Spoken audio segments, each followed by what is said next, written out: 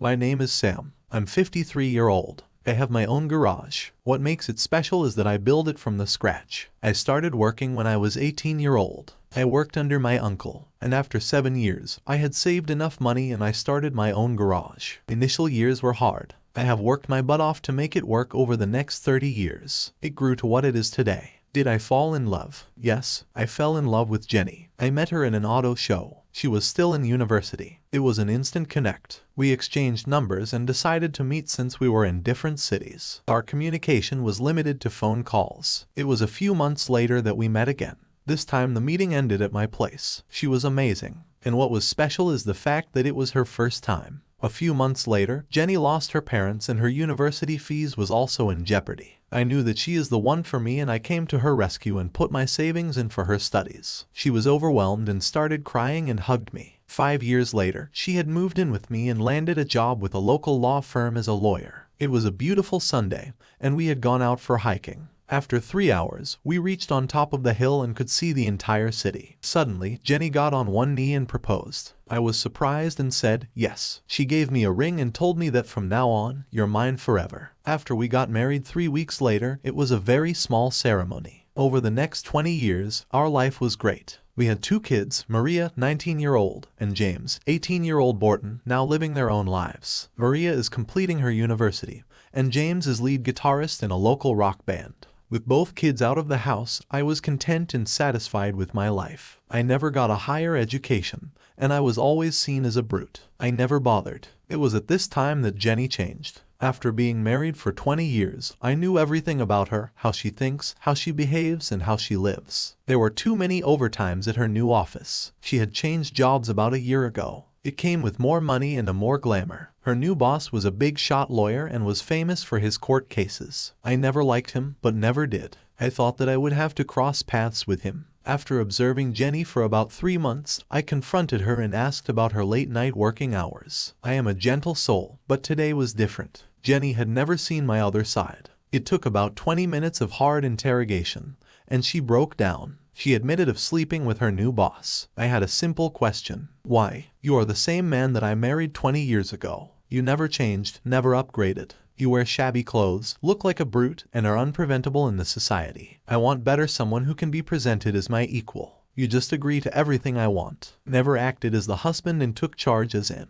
alpha male. I looked at her and then asked, do you want to leave me in my loyalty of over 25 years because you cannot present me in your parties? Just because I do not dominate and abuse you. I am not a good husband. I sent 2 kids to college. I made sure you became a lawyer and today I am not good enough. She then tried to play tough with me. You should understand this situation and accept it as it is. I will be with my new lover and you should accept it. If you don't, I will divorce you and take away everything that you have ever worked for. I will take away everything. I will put you in legal loops and you will spend the rest of your life running between the court and the streets. I will then take away your most prized possession. The garage that you have built over the years will be gone, so better be ready for it. I leaned back on my chair. You think you can put in an illegal process and take away everything? She nodded. I laughed and said, best of luck. She tried to speak but I never allowed her to and got up and left house. The next morning I saw Jenny and just walked out of the house for work. Once I had left, Jenny called her lover. Hello, John. What's the matter, sweetie? You look terrible. Dave knows about us. He confronted me this morning. I told him everything. Shit. That could complicate things. It's not the end of the world, though. We talked about this. Possibly. I know we did. But when the time came, it hurt. After all, Dave and I have been together for 25 years, married for 20, and had 2 kids. Together. What did you say to him? Pretty much what we agreed on. I didn't bother denying it. You know, I'm a lousy liar. I pretty much stuck to the script you suggested. I told him the truth of it. That you're a successful career woman. A lawyer, no less. There's been married to a mere mechanic for just about our entire adult life. A guy who has never tried to better himself. That for once in your life, you wanted to be with an alpha male, someone who is your equal, a man that can take charge, not one that bowed to your wishes every step of the way. Yeah, pretty much. Don't put him down too much though. He does have his own business now, and his trade did provide for the kids and putting them through college and me through uni. It's just that when we rehearsed it, it sounded like I deserved someone like you. But when he reminded me of the years of support, both emotional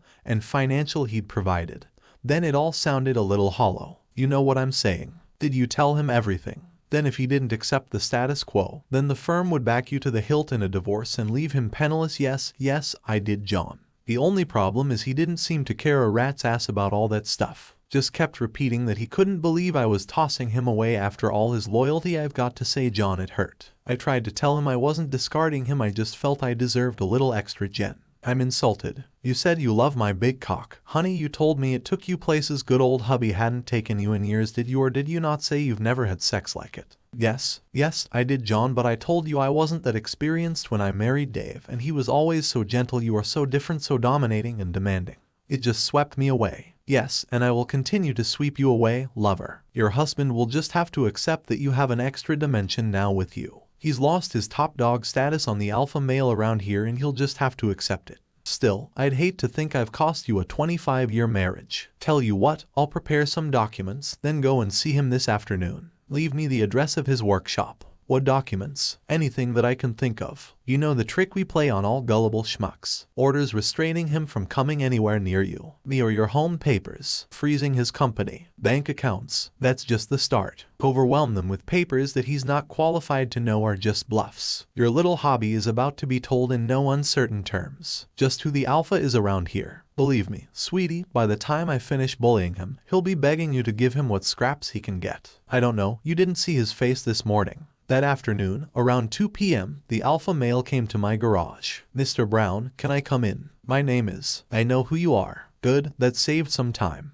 I believe Jenny told you this morning that the arrangement that she and I have will continue into the foreseeable future. What she didn't tell you, I believe, is why you'll allow it. If I could just set my briefcase here. Thank you. I don't know if you're aware, by the owner of the company Jenny works for, that means I have over 20 lawyers at my disposal. And I can absolutely assure you that every single one of them was chosen because of their superior record of cases won. Over half of them are experienced in divorce law. And believe me, I'll have no hesitation unleashing every single one of them against you. This bundle is just why I got ready to file this morning. I'll go through them briefly. This is a petition for divorce. See, your wife has already signed it. This is an order freezing your company accounts until the business can be sold under a settlement agreement. This is an order giving you 24 hours to vacate your marital home. These are restraining orders, keeping you at least 200 meters away from myself, Jenny, her home, and our place of business. Do you see which way this is going to go, Davy boy? I'll have you so wrapped up in legal writs you won't be able to move. You'll give up in the end when you don't have a penny left to find the world's worst lawyer. And guess what? All through this I'll still be fucking your wife. Yes, I can see you're bigger and stronger than me, but you have to realize Neanderthals don't rule the world anymore. Brains won over brawn years ago. Look, it doesn't have to be like that, Mr. Brown, not at all. Let's just keep the status quo, shall we? I'll keep fucking her when I want, and you get to fuck her when she wants, just like it's been for the last 4 months. Hey, why make waves? I'll get sick of her one day, then she'll be all yours again. All right, I've said my piece. Let's face it, if you've been all she needed, we wouldn't be here now, would we? My advice is that just accept it. Take it on the chin. Use it as an opportunity for self-improvement. One piece of advice though, buddy, stand up to your wife a little more. I stole her off you, not by being the most charming guy who tried, but by being the alpha male, and telling her how I was going to end up just like I've done with you. Have you finished yet? Went back. I can see that. Like most of society today, you don't have a fucking clue what the term alpha male means. Do you want a mere mechanic to explain it to you? Go on, cock. Tell me what it means. Well, they do say a picture paints 1,000 words. With this, I took a half step forward and drove my right fist into the lawyer's face. Heart. There's a satisfying crunch of gristle and teeth being dislodged. John slumped to the floor, back against the wall of the workshop, a look of absolute amazement clear on the undamaged part of his face. Consider that illustration number 1 before the pain really cut in. I lifted John to his feet but immediately dropped him again with an uppercut to the diaphragm. This time John lies on his side hunting for breath, and that illustration. Number 2, just as John's search is paying dividends, my steel-capped right boot stomps on the lawyer's outstretched hand, breaking the wrist and several bones within the hand, a boot to the chest, breaking 3 ribs. Settles Dave's rage for the moment, and they were illustrations 3 and 4, and Mr. Alpha. It would really help if you start squealing. I'm trying to teach you something here. By the way, thanks for making me break my promise to myself back in high school, never to use my size and strength offensively. I was going to leave you out of the consequences of Jim's actions until you came barging in here, rubbing my nose in it. Even gentlemen have their breaking points. I rest my foot on John's throat until I gained a ladder's full attention again. Now back to your education. The term alpha male comes from wolf packs. He's the one and only one wolf who tells all the others what to do. He might not be the smartest wolf or even the biggest, but what he is the meanest motherfucker around. The one that will kill without a second's hesitation. He's absolutely ruthless. And you, son, don't even come close. You may be the alpha in the small world of your air-conditioned office, but out here in the big bad world, you're just another piss-out pussy. And I really wouldn't go around calling yourself smart. You didn't even bring a witness, you dumb fuck. Now let's look at the possible futures here. Option 1 is that you report this to the police. Maybe they arrest me. Maybe they don't. Maybe they let me out on bail. Maybe they don't. Maybe they pin it on me. Maybe they can't. A lot of maybes in there, John. Worst case scenario for me is that I get a 5-year apprenticeship in prison. 5 years of learning how to hurt people, how to kill and hide the body so no one ever finds it. And then when I finish my apprenticeship, we'll have another conversation like this one, or windbag. You can chalk this up to experience. Use it as one of your learning experiences of what can happen when you screw another man's wife. Now fuck off. I have some cleaning to do thanks to you. Bleeding end. Jesus Christ. Crapping yourself on my nice clean workshop floor. Alpha, my fucking ass. Jenny called John that evening. John, I'm waiting at the office. I thought you'd be back ages ago. Where are you? I've just been admitted to a ward in the hospital after 3 hours and in casualty. My God, what happened? Were you in an accident? No, I underestimated your husband. I stupidly went to see him alone. He broke my nose, my left hand, some ribs and possibly my cheekbone. I don't believe it. He's never been violent, but I know of. Believe me, it's true. I'll show you the x-rays if you like. My God, I can't believe it. Not my Dave. Is there any way I can stop you going to the police? We kind of brought this on ourselves. Despite what he's done, Dave doesn't deserve to end up in prison over this. The police have already been here. I told him I was knocked down by a hit-and-run driver. Your darling gentle husband told me that as bad as I am now, this is only a down payment on what I can expect if I press charges. I can't risk getting hurt again.